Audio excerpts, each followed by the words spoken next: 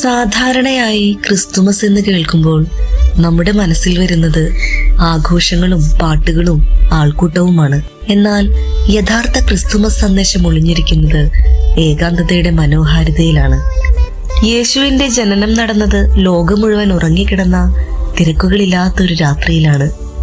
ആട്ടിടയന്മാർ തനിച്ചായിരുന്ന ആ ഏകാന്ത നിമിഷങ്ങളിലാണ് സ്വർഗീയ ആനന്ദം അവരെ തേടിയെത്തിയത്.